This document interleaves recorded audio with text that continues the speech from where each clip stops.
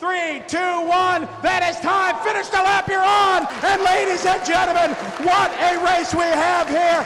Coming around on a cool down lap. He was happy to make the A main. Your new IMPAR World Champion, Spencer Ripken.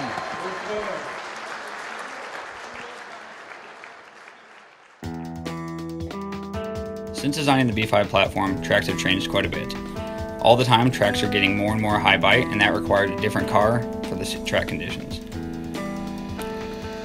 Ryan Cavallari's wins at the Aurora Nationals were one step in the direction towards this project. The track had just as much traction as a carpet or AstroTurf track. A lot of what we learned at the Nationals went into our car setup, and of course the car design and the new project, which we also applied to our setup at the Worlds.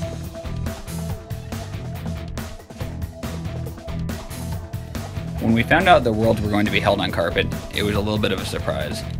At first, we thought that some of the other manufacturers overseas might have an advantage with the Worlds being held on a different surface that we're not familiar with.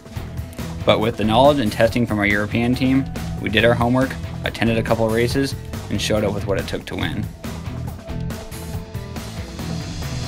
At the pre-Worlds, we showed up with a car that was in the direction of what we wanted to go for the Worlds. It wasn't everything we wanted to do for a couple reasons. One, we ran out of time, frankly, and second, we didn't want to show everything we had.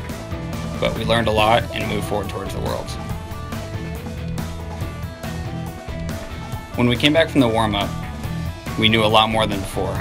A lot of the things we tried were just ideas that we needed to take to the next level for the Worlds. It's important to not show all your cards before the Worlds, so we did just enough testing to know what we needed to do.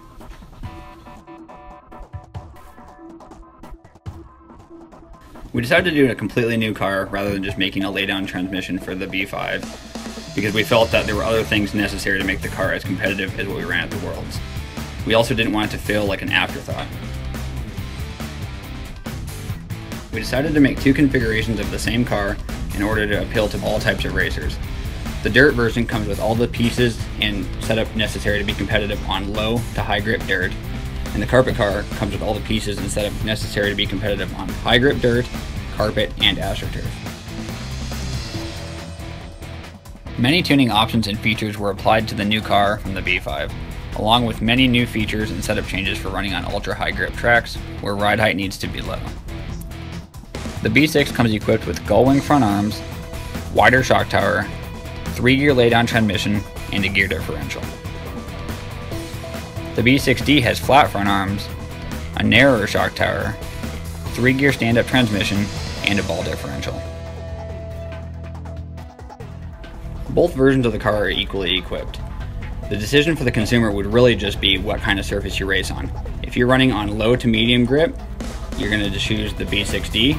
If you're running on a very high grip dirt, carpet, or AstroTurf, the B6 is the right kit for you. In the future, we'll be attending a lot more variations of racing. Before, Team Associated had been predominantly a dirt racing company, but now we see the market is shifting and we'll be attending dirt races like we have been in the past, but we'll also be having a lot more presence at the European style races on carpet and AstroTurf.